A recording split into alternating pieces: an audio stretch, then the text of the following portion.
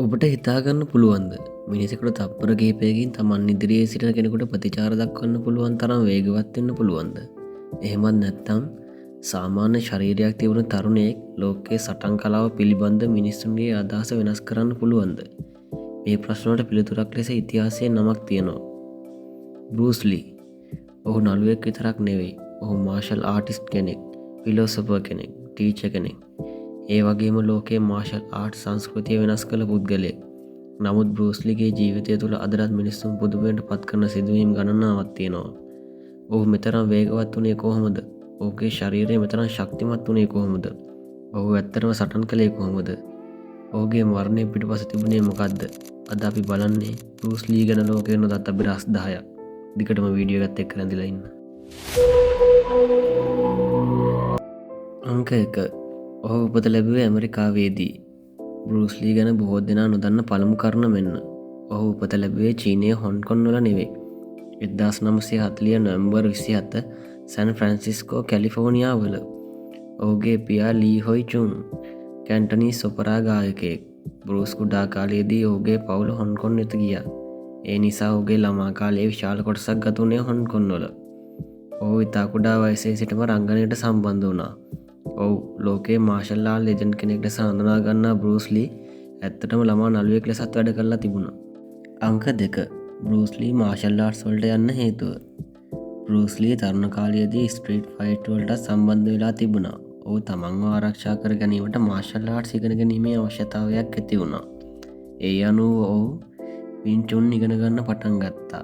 ඔහුගේ ප්‍රධාන ගුරුවරයෙක් වුණේ ලෙජෙන්ඩරි වින් චුන් මාස්ටර් කෙනෙක් වන IP මෑන්. බෲස්ලී සම්ප්‍රදායික මාර්ෂල් ආර්ට් ටෙක්නික්ස් ඉගෙන ගන්න පටන් ගත්තා. නමුත් ඔහු ඉක්මනින් තේරුම් ගත්තේ එකම සිස්ටම් එකකට සීමා වෙලා ඉන්න අවශ්‍ය නැහැ. මේ අදහසෙන් පසුව ඔහු මුළු මාර්ෂල් ආර්ට් ජීවිතයම වෙනස් කරගත්තා. අංක 3. බෲස්ලී ඇමරිකාවට ආවේ යයි. තරුණ බෲස්ලී නැවත ඇමරිකාවට ගියා. ඔහු සීටල් ප්‍රදේශයේ ජීවත් වෙමින් අධ්‍යාපනය ලැබුවා. පසුව යුනිවර්සිටි ඔෆ් වොෂින්ටන් හි ෆිලොසොෆි හැදෑරුවා. මෙතනදී වැදගත් දෙයක් සිදු වුණා. බෲස්ලී මාර්ෂල් ආර්ට් එක සරලව ගහගන්න ක්‍රමයක් ලෙස දැක්කේ නෑ. ඔහු ඒ ෆිලොසොෆි එකක් ලෙස දැක්කා. ඔහුගේ ප්‍රසිද්ධ අදහසක් වුණේ බී වෝටර්, වතුර වගේ වෙන්න. වතුරට එකම හැඩයක් නෑ. ඒ දමන වාජනයේ හැඩය ගන්නවා. බෲස්ලිට අවශ්‍ය වුණේ මාර්ෂල් ආර්ට් ආටිස්ට් කෙනෙකුත් ඒ වගේම ෆ්ලෙක්සිබල් වෙන්න. අංක 4. ජීට් කුන්ඩෝ. බෲස්ලිගේ මාර්ෂල් ආර්ට් ෆිලොසොෆි එක පසුව ජීට් කුන්ඩෝ ලෙස ප්‍රසිද්ධ වුණා. ඒ මූලික අදහස වුණේ අවශ්‍ය දේ ගන්න, අවශ්‍ය නැති දේ ඉවත් කරන්න, එකම දෙයකට සීමා වෙන්න එපා. ඔහු සාම්ප්‍රදායික මාර්ෂල් ආර්ට් කලාවට අන්දව බැඳී සිටීම විවේචනය කළා. ඒ වෙනුවට ප්‍රායෝගික, කාර්යක්ෂම සහ අනුවර්තනය විය හැකි සටන් කලාවක් ගැන අවධානය යොමු කළා. මේක තමයි බෲස්ලී වෙනත් මාර්ෂල් ආර්ටිස්ට්ලාගෙන් වෙන් කරන ප්‍රධාන කාරණය. ඔහු සටන් කලාව ඉගන්වුවා විතරක් නෙවෙයි, ඔහු මිනිස්සුන්ට සිතන ආකාරය ගැනත් ඉගෙනුවා. 5. ඔහුගේ වේගය ඇත්තටම කොතරම්ද? බෲස්ලී ගැන අන්තර්ජාලයේ විශාල වීඩියෝ ප්‍රමාණයක් තියෙනවා. ඔහුගේ පන්ච් සහ කික් ගැන විවිධ වේගයන් කියනවා. නමුත් ඒවයින් හැම එකක්ම විශ්වාස කරන්න බෑ. ඒත් බෲස්ලිගේ ස්පීඩ් එක අතිශය වේගවත් බව ඔහු සමග ට්‍රේනින් කළා නිසා ඔහුගේ ෆිල්ම් ෆුටේජ් වලින් පැහැදිලි වෙනවා. ඔහුගේ ප්‍රසිද්ධ ටෙක්නික් එක තමයි 1 inch punch. ඉතා කෙටි දුරකින් විශාල බලයක් ජෙනරේට් කරමින් ප්‍රතිවාදියාව පසුපතට තල්ලු කිරීමට ඔහුට හැකියාවක් තිබුණා. අංක 6. බෲස්ලිගේ ශරීරය. බෲස්ලී විශාල බොඩි බිල්ඩර් කෙනෙක් වුණේ නැහැ. ඔහුගේ ශරීරය සිහින් සහ මස්කියුලර්. ඔහුගේ ට්‍රේනින් රූටින් එක ඉතා දැඩි එකක්. ඔහු තමන්ගේ පර්ෆෝමන්ස් කරන නිරන්තරයෙන් විශ්ලේෂණය කරා. ඒ නිසා බෲස්ලිගේ ශරීරය නිර්මාණය වුණේ ජිම් එකේ මසල්ස් පෙන්වන්න නෙවෙයි, පර්ෆෝමන්ස් සඳහා පමණි. අංක 7. Enter the Dragon. බෲස්ලී ලෝක ප්‍රසිද්ධ වීමට ප්‍රධාන හේතුව තමයි ඔහුගේ movies The Big Boss, Fast and Furious, Way of the Dragon. ඒත් ඔහුගේ ගමනට විශාල හැරවුම් ලක්ෂයක් වුණේ Enter the Dragon. මෙම චිත්‍රපටය 1973 දී නිකුත් වුණා. ඒ බෲස්ලීව හොලිවුඩ් සහ ලෝක සිනමාවේ දැවැන්ත මාර්ෂල් ආර්ටිස්ට් කෙනෙක් බවට පත් කළා.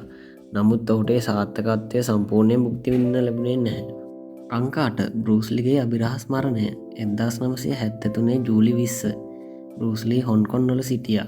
එදින ඔහුට මිතුරෙක් සහ ප්‍රොඩියුසර් කෙනෙක් වන රේමන් චෝ සමග වැඩකට සම්බන්ධ වීමට තිබුණා.